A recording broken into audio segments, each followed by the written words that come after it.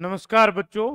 तो inspire academy के इस डिजिटल प्लेटफॉर्म पे फिर से आपका स्वागत है। एमएससी फाइनल की क्लासेस अपन पढ़ रहे थे, जिसमें अपन paper fifth advance quantum mechanics की चर्चा कर रहे थे। तो यूनिट फर्स्ट में अपन स्कैटरिंग को समझने का प्रयास कर रहे थे और अपन ने क्वांटम थ्योरी ऑफ स्कैटरिंग की लास्ट क्लास में अपन बात कर रहे थे और वहां पे अपन ने वेव फंक्शन कैलकुलेट कर लिया था। जो आपके इंसिडेंट पार्टिकल्स होते हैं डिफरेंट डिफरेंट एंगुलर मोमेंटा के, आपके पार्टिकल की एनर्जी लो हैं। ये बात आपको ध्यान होनी चाहिए क्योंकि अपन पार्शियल वेव एनालिसिस की बात कर रहे हैं, ठीक है। तो अपन ने इंसिडेंट पार्टिकल का वेव फंक्शन कैलकुलेट कर लिया था। अब अपने को फाइनल जब स्कैटरिंग हो जाएगी तो आपको फाइनल वेव फंक्शन कैलकुलेट करना है। जब आपको इंसिडेंट आपके पास वेव फंक्शन होगा, जब आपके पास फाइनल वेव फंक्शन होगा, तो आप स्कैटर्ड पार्टिकल का वेव फंक्शन आप कैलकुलेट कर लेंगे और उसकी वैल्यू किसके बराबर में कर देंगे, e की पावर आयोटा के R upon R F theta comma phi, और कंपेयर करके आप कैलकुलेट कर लेंगे स्कैटरिंग एम्पलीट्यूड। और स्कैटरिंग एम्पलीट्यूड का मोड स्क्वायर करते ही आपको डिफरेंशियल क्रॉस सेक्शन आ जाएगा। और डिफरेंशियल क्रॉस सेक्शन का जैसे आप ओवरऑल इंटीग्रेशन करेंगे तो आपको टोटल स्कैटरिंग क्रॉस सेक्शन की वैल्यू मिल जाएगी। And total scattering cross section से आप पता कर सकते हैं कि कितना यहाँ पे नंबर ऑफ पार्टिकल आपके स्कैटर्ड हुए हैं। जो भी इंफॉर्मेशन स्कैटरिंग के आपको चाहिए उसके बारे में आप बता सकते हैं, ठीक है। तो हेडिंग लगाई एक्सप्रेशन ऑफ स्कैटरिंग एम्पलीट्यूड, ठीक है। लगाइए भाई हेडिंग और इसमें लिखना फिर प्रारंभ करेंगे।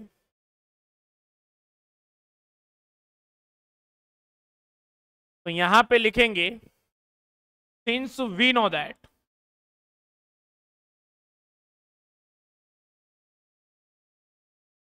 सिंस वी नो दैट, आप क्या जानते भाई, आपको भली बात ये बात पता है कि डिफरेंशियल क्रॉस सेक्शन निकाले टोटल स्कैटरिंग क्रॉस सेक्शन निकाले आपको स्कैटरिंग एम्पलीट्यूड की रिक्वायरमेंट पड़ेगी। Since we know that sigma theta comma phi बराबर mod of f theta comma phi का, ये बात आप जानते हैं भैया, and that is our equation number 1। तो we need to define, we need to calculate, we need the scattering amplitude,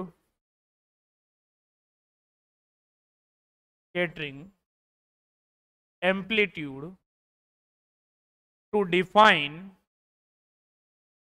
so we need the scattering amplitude to define the, we need the scattering amplitude to define the scattering cross section, scattering cross section। अब भाई यहाँ पे जो आपके potential होते हैं बच्चों वो टू टाइप के होते हैं। एक तो आपके जो टारगेट पोटेंशियल हैं हो सकता है उसकी नेचर अट्रैक्टिव हो, एक हो सकता है उसकी नेचर रिपल्सिव हो। तो उसके बारे में बात करते हैं। इन जनरल स्कैटरिंग पोटेंशियल, थोड़ा सा बात करना जरूरी है। Scattering potential is of two types,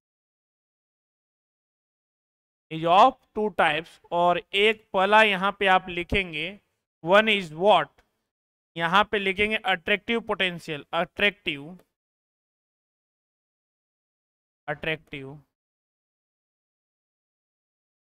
potential. और दूसरा आप लिखेंगे भैया रिपल्जिव potential.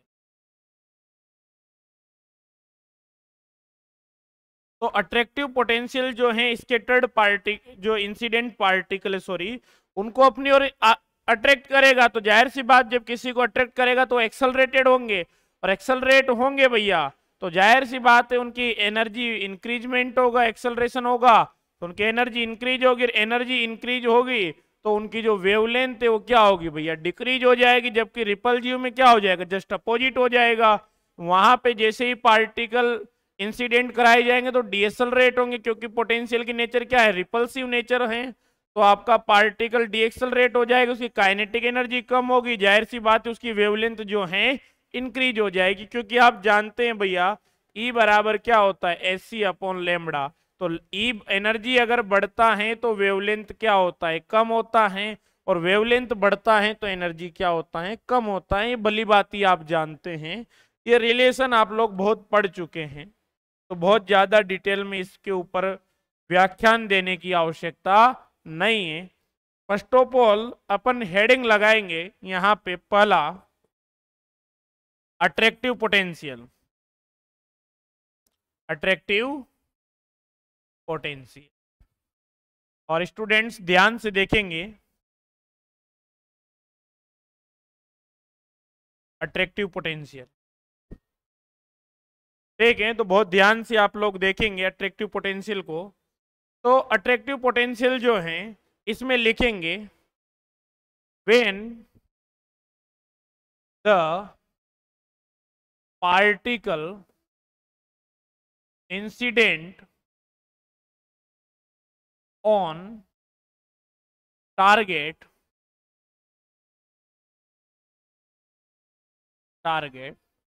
and if the particle get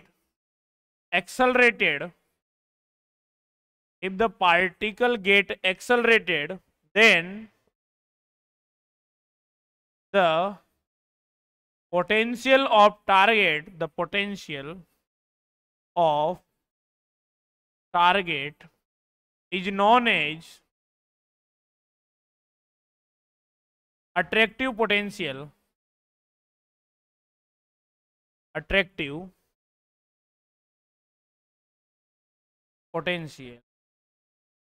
and the wavelength of wave and the wavelength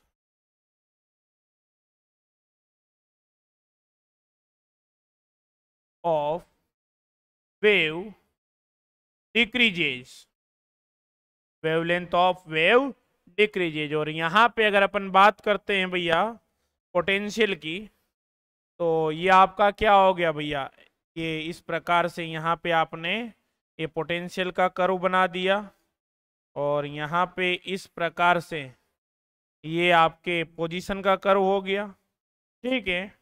और यहाँ पे ये आपका ओरिजिन पॉइंट ओ हो गया, ये माइनस का V0 पोटेंशियल हो गया। और यहाँ पे एनर्जेटिक पार्टिकल जो हैं वो आपके इस प्रकार से इंसिडेंट हो रहे हैं भैया।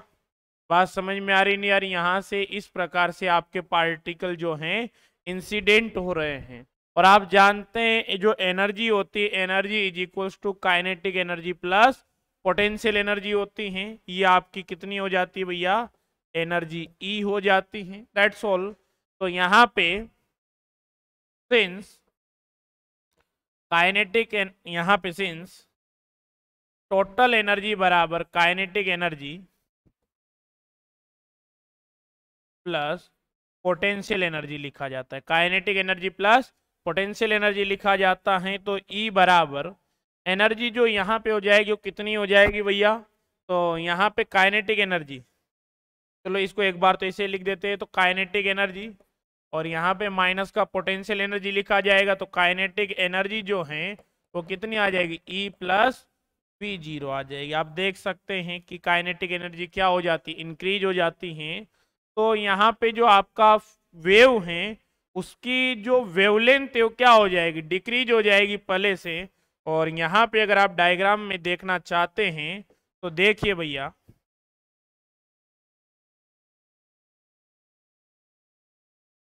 जो कमी आएगी, पहले मैं आपको जो पहले वाली वो बना देता हूं, ये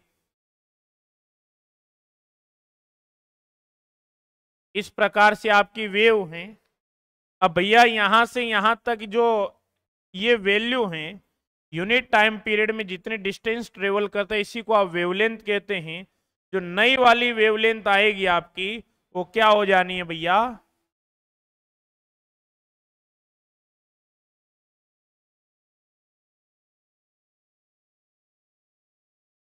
इस प्रकार से शिफ्ट हो जाएगी। तो यहाँ पे आप देख सकते हैं कि जो आपकी वेवलेंथ है वो क्या हो जा रही है भैया, इस प्रकार से शिफ्ट हो जा रही है। यहाँ पे पूरा का पूरा शिफ्ट हुआ है, ठीक है। तो ये आपका चेंज आ जाएगा, कर लीजिए नोट यहाँ तक।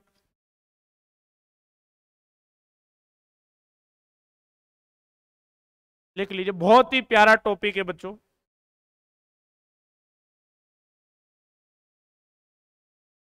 और अपन रिकॉर्डेड कोर्स भी कंप्लीट अनाउंस करने जा रहे हैं।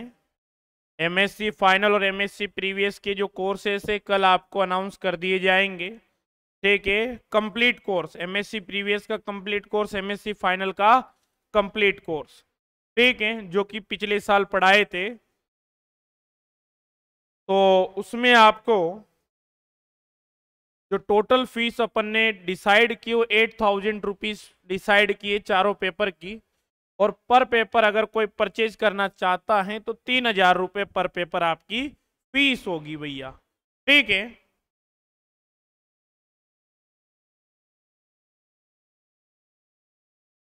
लिख लीजिए भाई।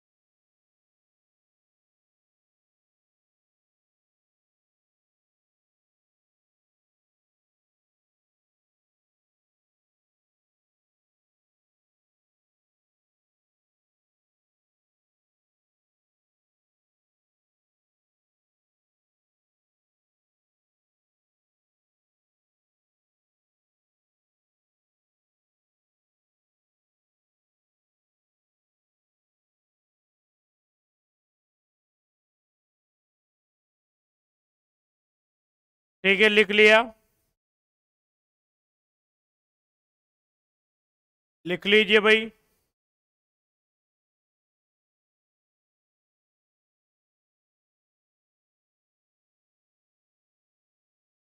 और किसी को लिखने में विशेष दिक्कत है भैया तो नोट्स दिए हुए हैं, नेट नोट्स का आप यूज कर सकते हैं, ठीक है।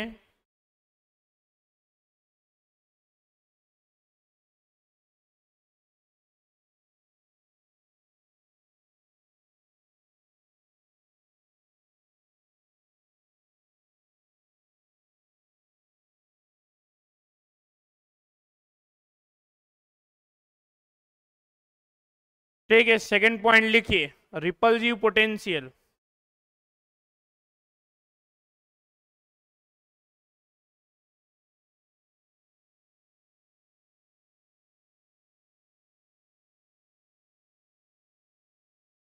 रिपल्सिव पोटेंशियल, और रिपल्सिव पोटेंशियल को बड़े ध्यान से समझते हैं कि अगर आपके पार्टिकल जो कि इंसिडेंट आपने करा है टारगेट पे, अगर वो डीएसलरेट हो जाते हैं, दैट मीन्स यहाँ पे जो पोटेंशियल होगा उसको आप रिपल्सिव पोटेंशियल के नाम से जानते हैं। ठीक है, तो लिखते हैं भैया, द पोटेंशियल, ऐसे लिखे, when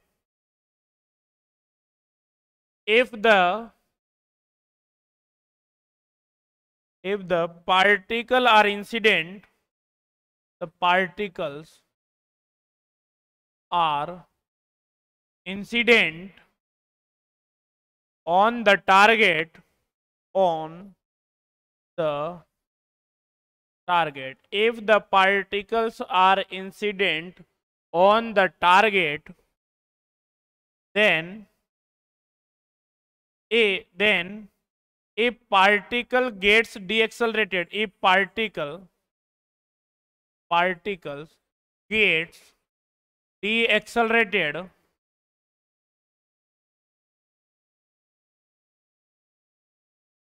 particle get deaccelerated, then the potential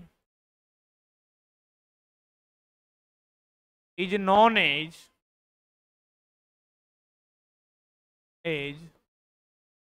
repulsive potential, is known as repulsive potential,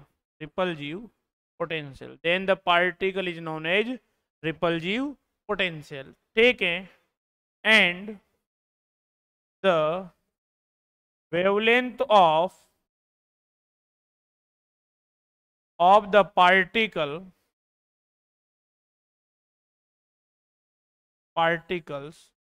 are changes। ठीक है भैया, पार्टिकल की वेवलेंथ क्या हो जाएगी, चेंज हो जाएगी। तो यहाँ पे ये आपका क्या हो गया भैया, एक्सिस हो गया। ठीक है, और यहाँ से ये आपका पोटेंशियल हो गया भैया, जो हाइट है पोटेंशियल की वो V0 है, और यहाँ पे ये आपका पार्टिकल इतनी एनर्जी से क्या हो रहा है, इंसिडेंट हो रहा है, that is the energy of particle. ये यहाँ पे आपका ओरिजिन होगा, तो ये बची हुई ये होगी difference, that is the kinetic energy, because V0 तो पोटेंशियल, तो टोटल एनर्जी क्या होता है भाई, kinetic energy plus potential energy. तो यहाँ पे काइनेटिक एनर्जी बराबर E माइनस V0 आ जाएगी। That's all, this is the kinetic energy. Okay, I think यहाँ पे आपको कोई दिक्कत नहीं होनी चाहिए भैया। आइए आगे बढ़ते हैं और यहाँ पे बात करते हैं भाई, kinetic energy E minus V0 आ जाती है, इसमें आपको कोई दिक्कत नहीं है। और यहाँ पे आपका जो वेवलेंथ होता है वो चेंज हो जाता है। अब अपने रिपल्सिव पोटेंशियल और अट्रैक्टिव पोटेंशियल के बारे में देख लिया है, अब जो अपना मेन पर्पज है उसके बारे में अपन को बात करनी चाहिए। और मेन पर्पज क्या है कि सर अपने को इस फाइनल वेव फंक्शन लिखना है। तो after scattering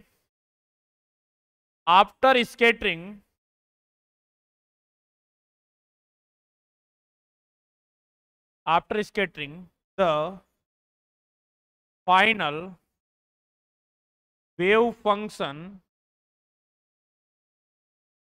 of the particle,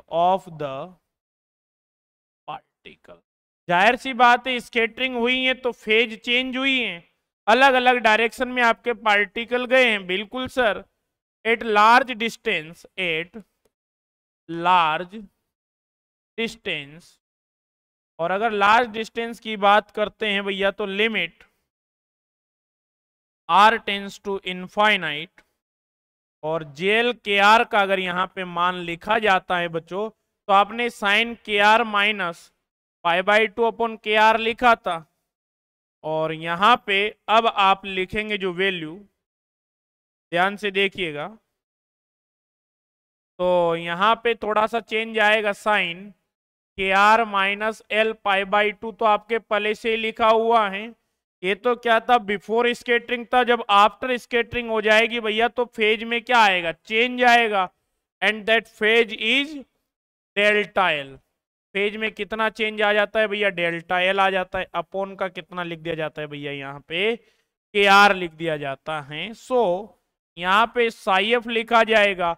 अब जो आपने पार्टिकल जब टारगेट पे इंसिडेंट कराए तो डिफरेंट डिफरेंट एंगुलर मोमेंटम के पार्टिकल इंसिडेंट कराए।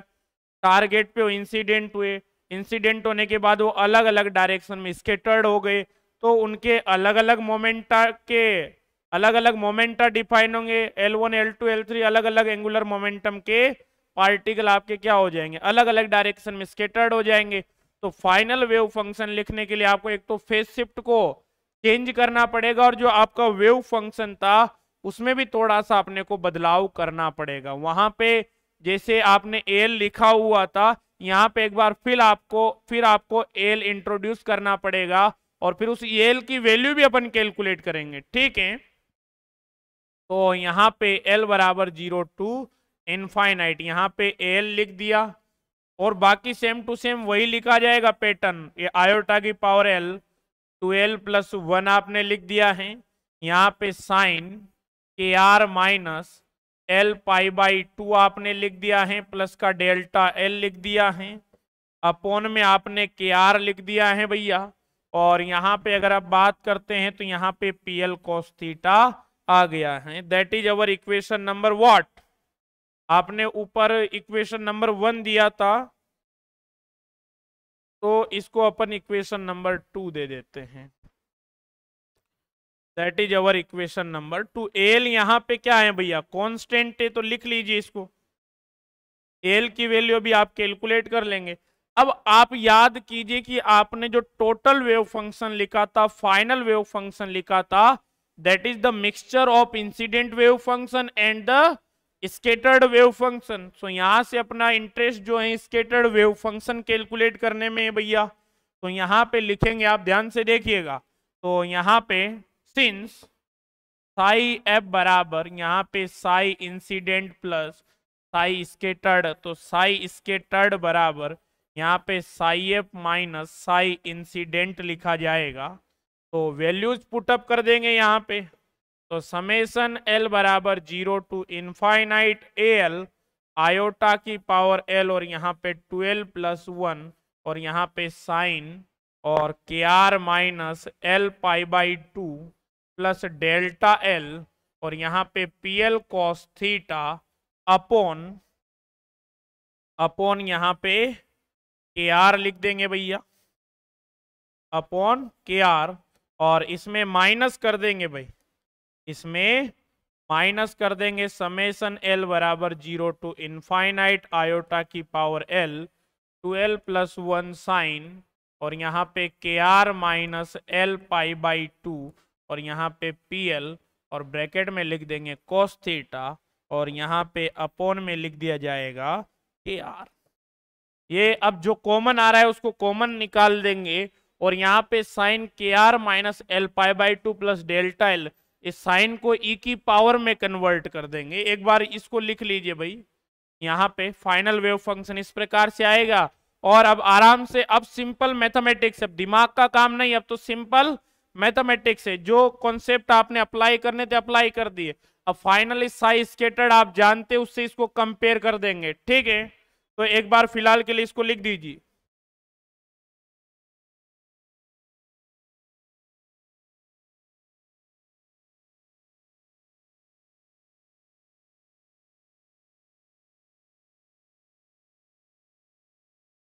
और थोड़ा साथ के साथ लिखते चलिएगा आप कैलकुलेशन में, क्योंकि अब सिंपल मैथमेटिक्स चलने वाली है। नेक्स्ट लगभग 30 टू 35 मिनट सिंपल कैलकुलेशन चलेगी,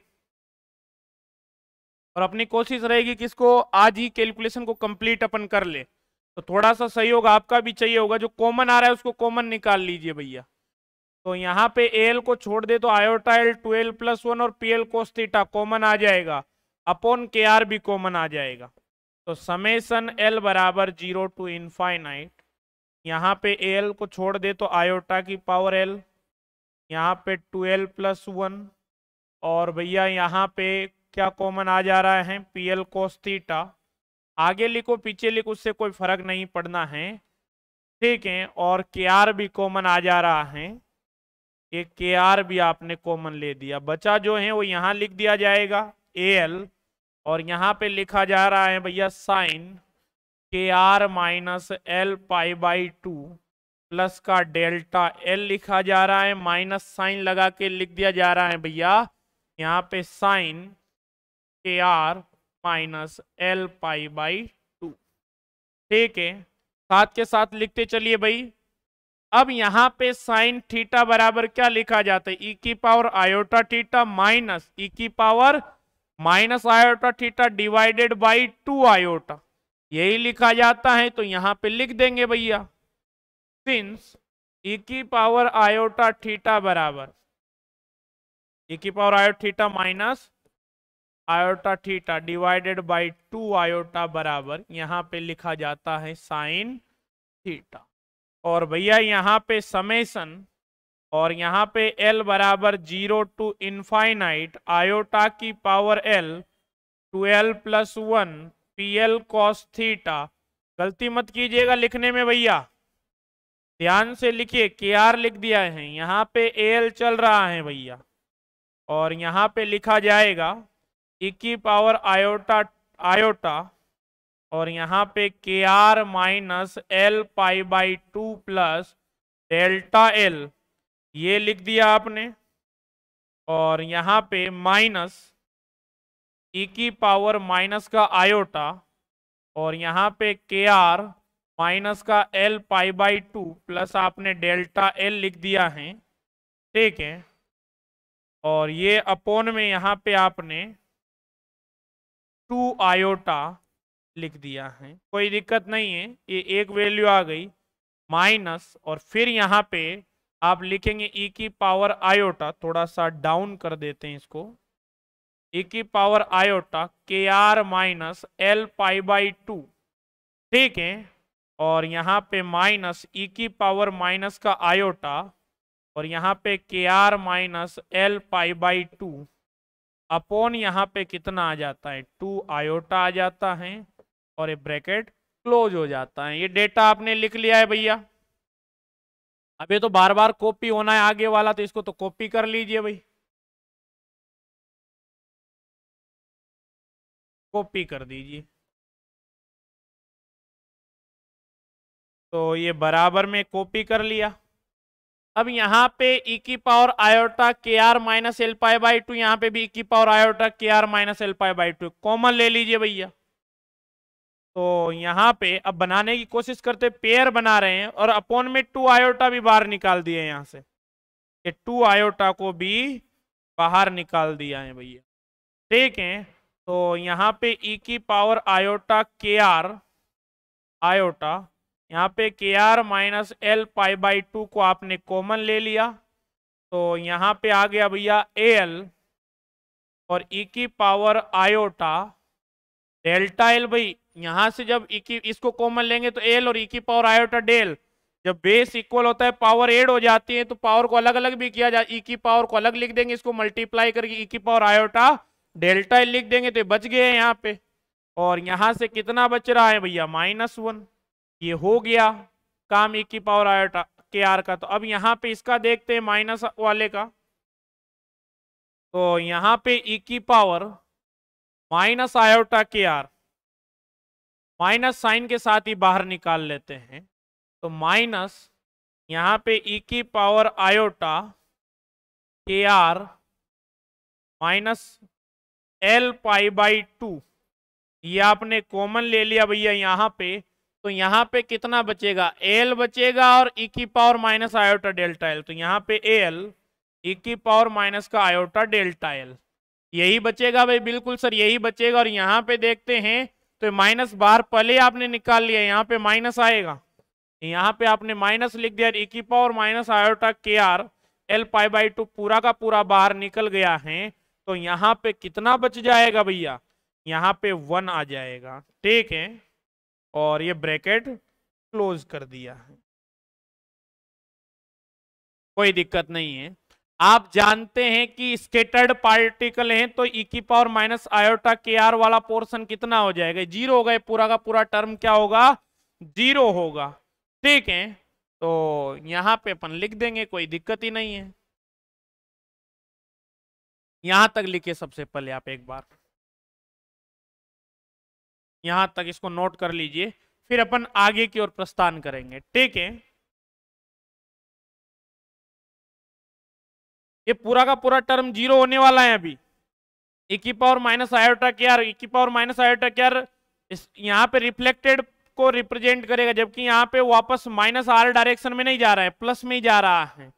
ठीक है, तो यहाँ पे प्लस आयोटा के आर ही आएगा ई की पावर में।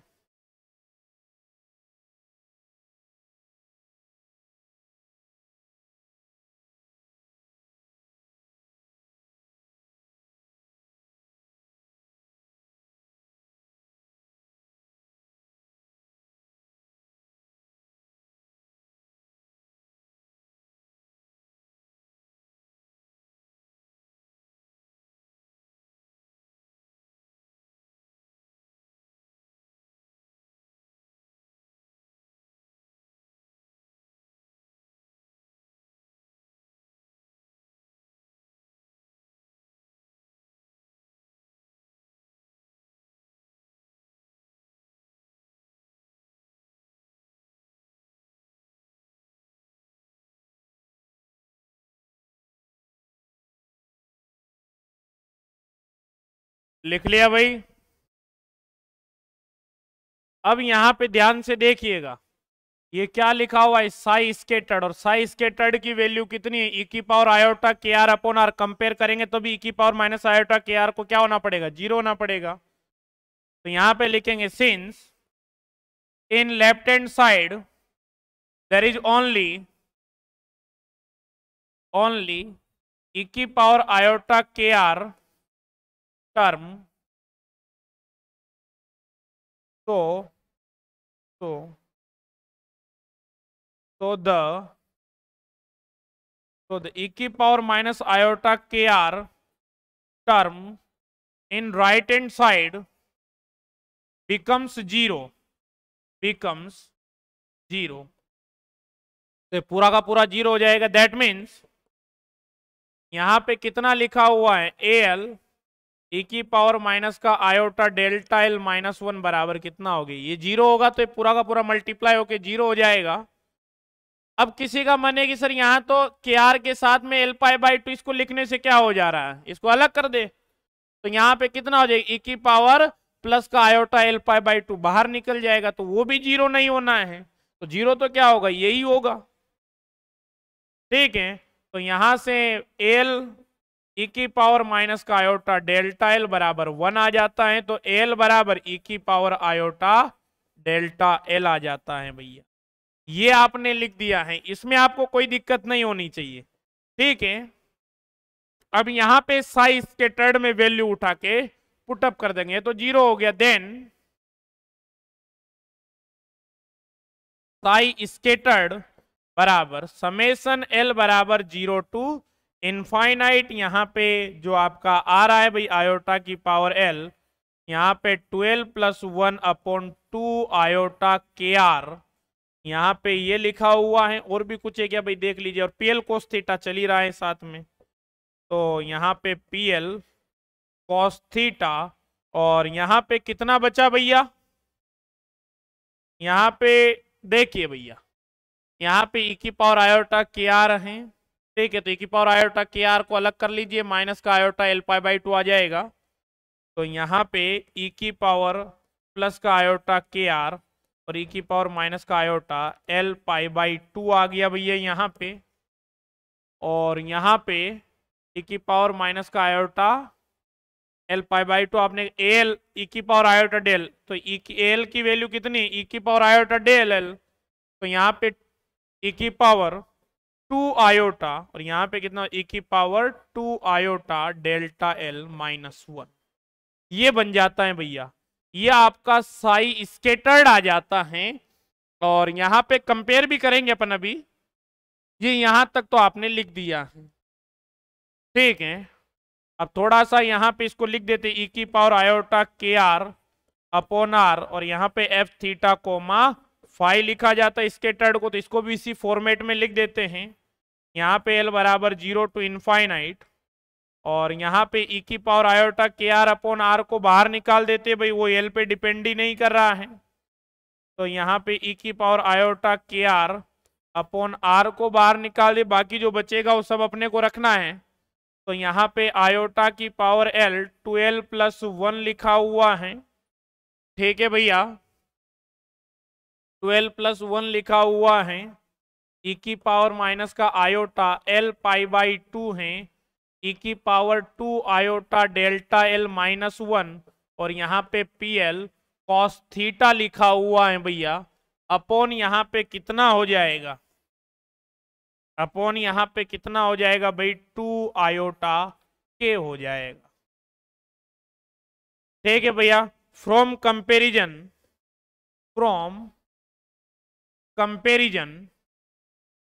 तुलना करने पे, तो यहां से एफ थीटा कोमा फाई आ जाता है, and that is equals to that is summation L बराबर 0 टू इनफाइनाइट आयोटा की पावर एल, यहाँ पे 12 प्लस 1 ई की पावर माइनस का आयोटा एल पाई बाई 2, और यहाँ पे ई की power 2 iota delta L minus 1, और यहाँ पे पी एल कॉस थीटा लिखा जाता है, और अपॉन में यहाँ पे कितना आ जाता है भैया 2 आयोटा के आ जाता है। लिख लीजिए भैया,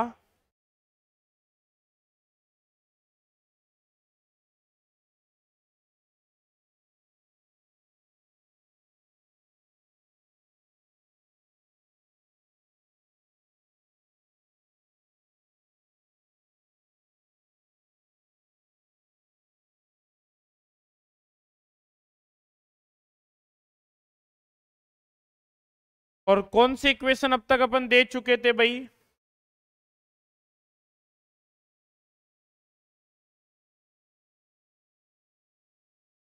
दो।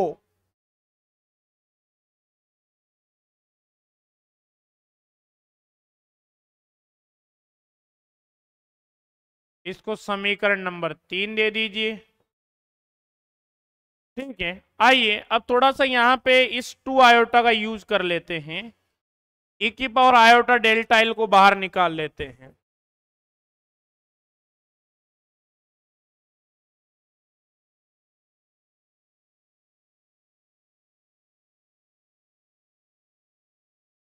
तो यहाँ पे कितना बन जाएगा ई की power iota delta L minus, अब यहाँ पे कुछ नहीं है बाहर निकल रहा है, तो कितना आएगा आयोटा डेल्टा एल अपॉन यहाँ पे 2 आयोटा अपॉन यहाँ पे के, और बचा कितना भाई पीएल कोस थीटा, तो पीएल कोस थीटा लिख देते इधर, और ये कितना हो जाएगा, ये साइन डेल्टा एल हो जाएगा।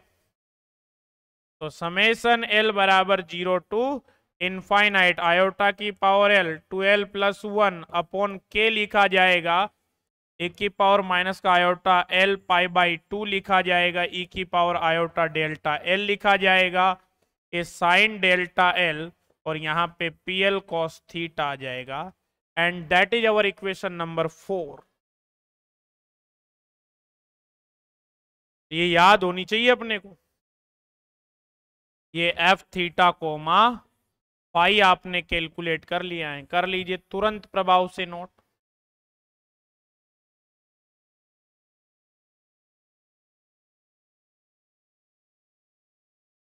और फिर अब अपन क्या करेंगे, सिग्मा थीटा कोमा फाई की वैल्यू कैलकुलेट करेंगे भैया।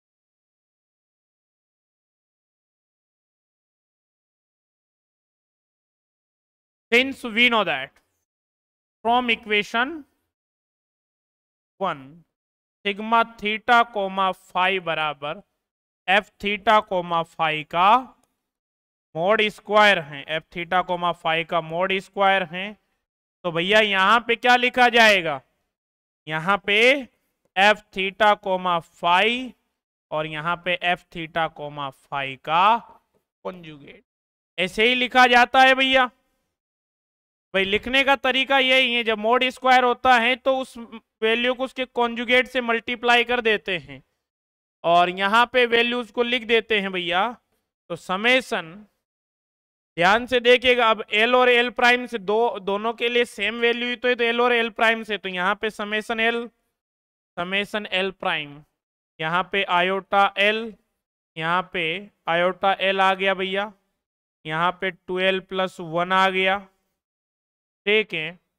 और यहाँ पे ई की पावर माइनस का आयोटा एल π/2 ई की पावर आयोटा डेल्टा एल, और यहाँ पे अपॉन में के हैं तो के स्क्वायर ही कर दीजिए इसको, तो इसमें कोई दिक्कत ही नहीं क्योंकि के की कोई डिपेंडेंसी नहीं है।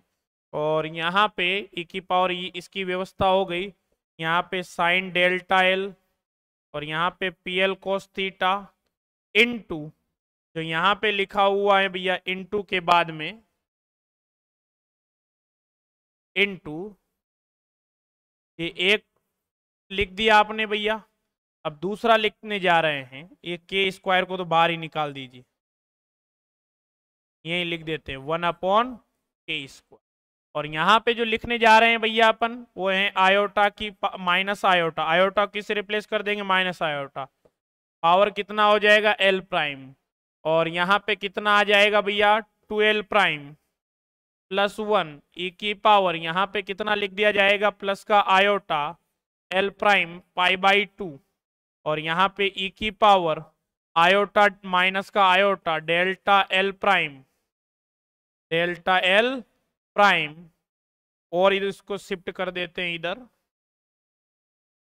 और यहाँ पे साइन डेल्टा एल प्राइम और यहाँ पे P L prime cos theta, ठीक है। तो यहाँ पे वैल्यू कितनी आ जाएगी 1/के² आ जाएगी, और जो समकक्ष टर्म है उनको पास पास लिख देते हैं। चलो मैं यहीं पे डील कर देता हूं, तुम लोगों के लिए आसान रहेगा। जो यहाँ पे बन रहा है ई की पावर माइनस आयोटा एल π/2, यहाँ पे ई की पावर आयोटा एल प्राइम π/2, तो ई की पावर आयोटा माइनस का, तो यहाँ पे एल माइनस कितना आ गया एल प्राइम, और ये वैल्यू कितनी आ गई π/2। इसकी वैल्यू जो होती है डेल एल प्राइम होती है, दैट मीन्स अगर एल बराबर एल प्राइम होगा तो वैल्यू 1 आएगी, L not equal to L prime होगा तो वैल्यू 0 आएगी। तो एल बराबर क्या हो जाता है, एल प्राइम हो जाता है। एल बराबर कितना हो जाता है भैया, एल प्राइम हो जाता है, और चीजें आपकी आसान हो जाती हैं, ठीक है। अब एल बराबर एल प्राइम होगा तो आयोटा की पावर एल लिखा हुआ है, और यहाँ पे कितना लिखा हुआ है माइनस आयोटा की पावर एल, तो आयोटा और आयोटा भाई पावर सेम है ना, तो आयोटा आयोटा कितना हो जाएगा, आयोटा स्क्वायर हो जाएगा, नहीं हो जाएगा। और आयोटा यहाँ पे iota iota into iota, iota square की वैल्यू -1, और माइनस पहले से ही तो +1, तो +1 की पावर एल कोई काम की नहीं है, खत्म हो गई। यहाँ पे ई की पावर आयोटा डेल्टा एल है, यहाँ पे ई की power minus iota delta L, base equal है, पावर एड हो जाए, खत्म हो गया, कोई दिक्कत नहीं है, ठीक है भैया। तो 12+1/के², तो जो वैल्यू आ जाती है यहाँ पे फाइनली एफ थीटा को, यहाँ पे सिग्मा थीटा कोमा फाई की वो वैल्यू आ जाएगी भैया समेसन एल बराबर 0 टू इनफाइनाइट 12+1 का स्क्वायर हो जाएगा अपॉन के² हो जाएगा, और यहाँ पे PL cos theta PL prime ये साइन स्क्वायर डेल्टा एल ये बच जाएगा, तो ये बचा है तो इनको लिख देंगे, यहाँ पे साइन स्क्वायर डेल्टा एल और यहाँ पे पीएल कॉस थीटा का स्क्वायर, ये आपका सिग्मा थीटा कोमा फाई आ जाता है। ब्रैकेट बना के लिखना चाहो तो ऐसे लिख दो इसको भाई, ठीक है। ये वैल्यू आपकी बचती है भैया, बाकी सब वैल्यू क्या हो जाती है, डीलिंग हो जाती है। अब total scattering cross section calculate करेंगे, तो अब तक अपन इक्वेशन नंबर 4 दे दिए थे, इसको डिब्बे में बंद कर देते हैं, ठीक है। That is our equation number 5। That is our equation number 5.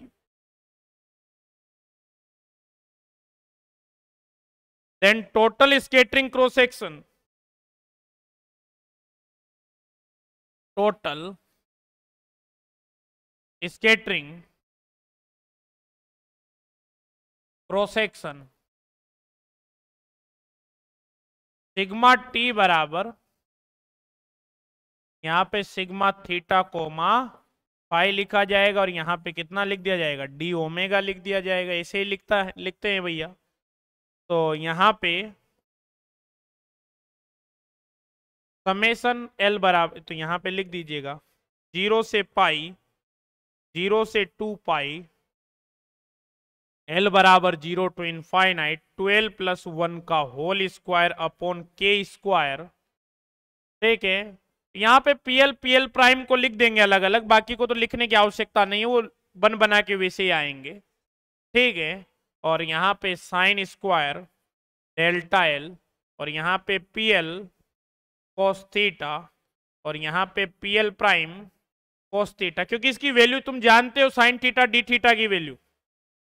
और यहाँ पे साइन थीटा डी थीटा, और यहाँ पे डी फाई. तो डी फाई का तो 2 पाई बाहर निकल जाएगा भैया. और यहाँ पे चूंकि उसको भी प्रॉपर्टी को भी लगा देते 0 से पाई, यहाँ पे पीएल कोस थीटा, यहाँ पे पीएल प्राइम कोस थीटा, यहाँ पे D theta sine theta D theta. इसकी वैल्यू कितनी है भैया, कल बताई थी आपको, साइन थीटा डी थीटा बराबर 2 अपॉन, और याद कर लीजिए इनको 12 प्लस 1, और यहाँ पे क्रोनेकर डेल्टा. यही लिखवाई थी भाई. एल बराबर क्या हो जाएगा, एल प्राइम हो जाएगा, क्योंकि डेल्टा एल प्राइम की जो वैल्यू है वो 1 या 0 होती है. एल बराबर एल प्राइम पे 1 हो जाएगी, L not equal to L prime पे 0 हो जाएगी.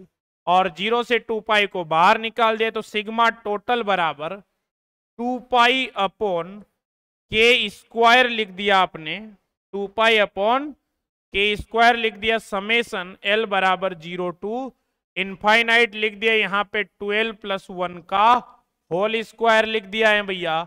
और यहाँ पे 2 और कहीं चल तो नहीं रहा था ना कोई कोफिशिएंट,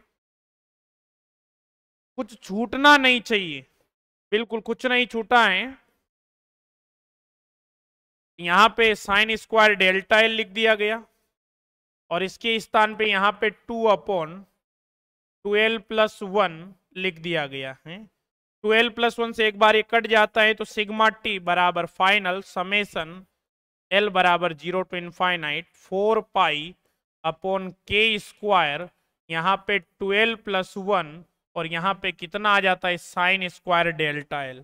ये आपके टोटल स्केटरिंग क्रॉस सेक्शन आ जाती है. एमटीआर लगा लीजिए. यहां से सीएसआईआर नेट वगैरह में भी क्वेश्चन आ सकता है. इस बार क्वेश्चन आया था, इस बार क्वेश्चन आया था स्केटरिंग क्रॉस सेक्शन से. ठीक है, आपको फेस शिफ्ट डेल्टा एल के साथ कर्व ड्रॉ करना था. तो सिग्मा टी जिसको फॉर्मूला याद था वो करके आया था. पूरे 5 नंबर का नेट में क्वेश्चन पूछा गया था. एल बराबर 0 टू इनफाइनाइट 4 पाई अपॉन के स्क्वायर 12 प्लस 1, और यहां पे लिख दिया जाता है साइन स्क्वायर डेल्टा एल.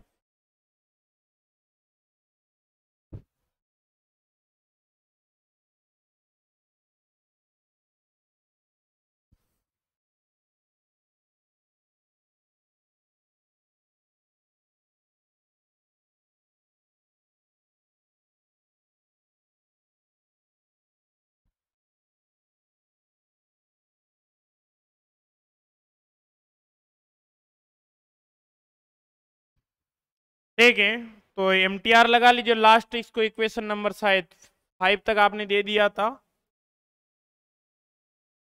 6. और इसके नीचे लिख देंगे कि अगर आपको फेज शिफ्ट पता है तो आप स्कैटरिंग से रिलेटेड कोई भी इंफॉर्मेशन कैलकुलेट कर सकते हैं. इसे ही आप क्या बोलते हैं, फेज शिफ्ट एनालिसिस बोलते हैं. ठीक है, तो that is it is clear that thus it is clear that if we know the phase shift of particle, phase shift of phase shift of particle,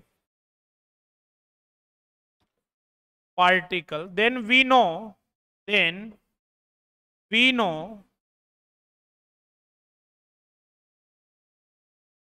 all the information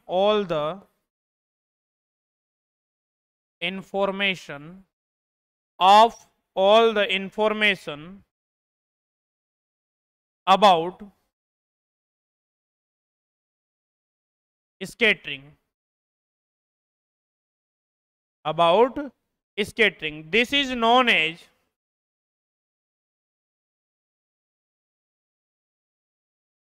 partial wave analysis.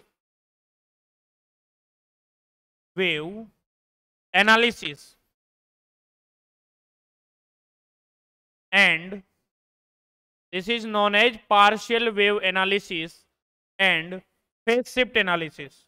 तो partial wave analysis को phase shift analysis के नाम से, phase shift analysis. Okay ठीक है, तो ये अपन ने लिख दिया है भैया।